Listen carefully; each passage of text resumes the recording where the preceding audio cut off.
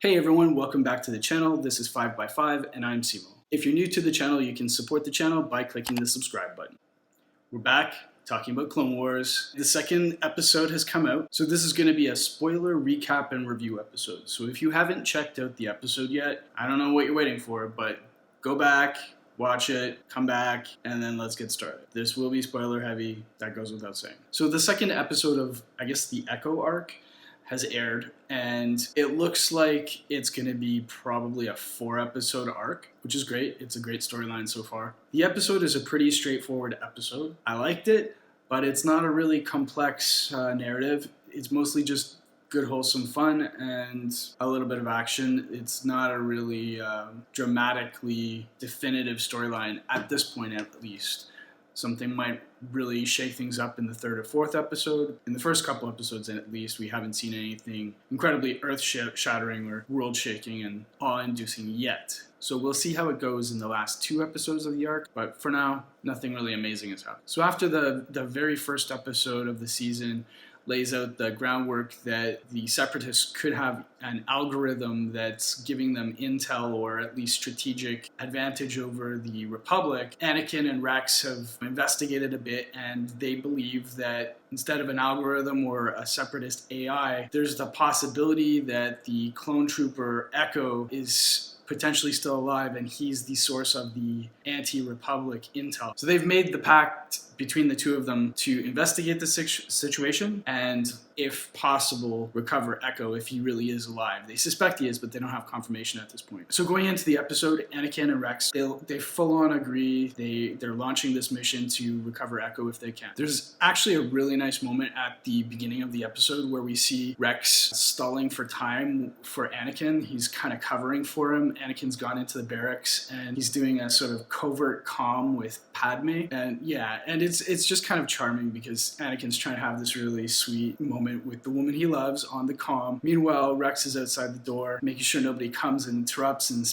sees, because obviously the Anakin and Padme are not supposed to have a relationship. And it's actually an interesting scene because it lays the groundwork for the timeline of this season. This season is clearly in the time frame of the actual Revenge of the Sith movie. The movie Revenge of the Sith was pretty obvious to have taken place over a span of a certain amount of time in itself. So we're to understand that this season, this 7th season, is actually happening inside that same frame of time. When we see Padme on the comm in the holo, we see that she's visibly pregnant, and obviously she's not breaking the news about her pregnancy to Anakin already, and he's done that in the movie already. So we now have established that it's after he was told and before the final events of Revenge of the Sith. That kind of establishes the timeline, which is important for a lot of fans of continuity, and I'm a big continuity fan, so it's important to me. Now, as for the actual conversation itself, it's a pretty touching moment. Anakin is really panicked about this mission to find Echo, and he feels that Rex is really emotionally invested in the situation and it concerns him. But Padme counters and sort of gives him a little bit of advice and points out that Rex has always been there for Anakin whenever Anakin has any of his harebrained adventure schemes of his own. So maybe it's time for Anakin to return the favor and just support his friend and see this particular adventure of Rex's through. It's not like Rex has asked for a lot, right? So it was actually a very touching scene, a very, emotionally grounding scene. It gives a lot of weight to Padme's character because in the movies themselves, they tend to kind of gloss over Padme's character and she's very much a side character. But the Clone Wars in general, as an entire series, a lot of the time took time to flesh out what were otherwise side characters in the movies. And Padme was one of the big beneficiaries of that treatment. So this is a really good example of a small scene that just adds a lot of depth to her character and shows you exactly how important she is to Anakin. And in essence, it somewhat reinterprets their relationship because we didn't really get to see how critical Padme was to Anakin in a lot of ways during the movies.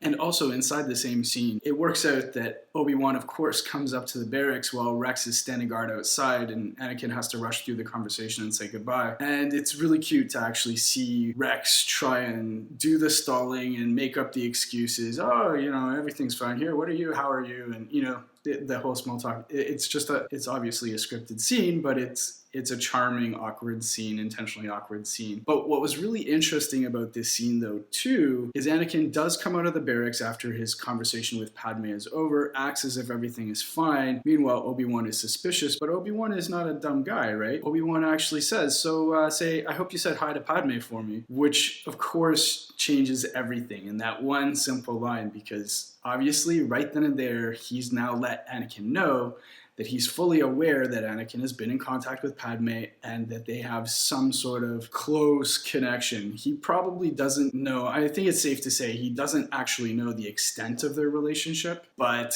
he's aware that there's something between the two of them. And that, of course, completely recontextualizes a lot of their relationship from the movie as well, because now we know that Obi-Wan was aware of everything. It wasn't a big shock the way it sort of comes off in the movies. It's a much more connected dots from A to B with this as filler going into the movies. It's funny how it's just a small scene, but it adds so much depth and nuance to the movies on a rewatch now. Now, going into the actual episode itself, the mission to recover Echo, it's pretty standard stuff. I think the most notable point of the mission is that Rex is really feeling responsible for leaving behind Echo in the original mission that Echo was presumably killed in. So he's really driven to actually find Echo and make sure that Echo is either alive or recovered or confirmed that he's not alive. Whatever it is, he's really driven to get a solution to this question that's now been brought up with this weird algorithm situation. And I guess it's also important to point out that that emotional connection that Rex is feeling is what Anakin is picking up on, and it's what Anakin is worried about, because he's concerned, of course, that Rex's feelings and sense of responsibility for the situation and for Echo is potentially leading them all, like the entire team, the Bad Batch, and them, their whole little squad, into a trap of some kind, a separatist trap, which of course it is, but it's important to set it up from a narrative perspective that it might not be, or that people are at least worried about it, right? So, and after tracking the signal from Echo, or from the algorithm, which they presume is Echo, they end up going to a tower and, of course, springing the trap, and they do find Echo in some sort of stasis chamber, and he's been hooked up to all this tech, and he's basically being harvested for his tactical information and experience. So it's a pretty sort of Frankenstein scenario. It's not a gruesome scene, but it's a pretty dark scene to see how they have him hooked up and they're exploiting him. And of course, the episode ends by Rex freeing him from the capsule, and presumably the next episode will pick up exactly where that one left off, which is totally fine. And that episode will air in a couple days. So I would think that's probably the most notable aspect of the episode. Beyond that, it's a pretty standard adventure with some action, some good action too. So that said, I enjoyed the episode. It's a pretty standard episode in terms of like point A to point B mission. Nothing really riveting, like I pointed out, other than what I have said. On that note, let's wrap up. Thank you everyone for watching. Let me know what you think of this video and the episode in the comments below. As always, you know how it works. Support the channel by clicking like and clicking the subscribe button. You can click the bell icon for notifications so you get notified every time a new video is uploaded. And as I said, that's it. Take care everyone. Thank you for watching, and I'll see everyone soon. Goodbye.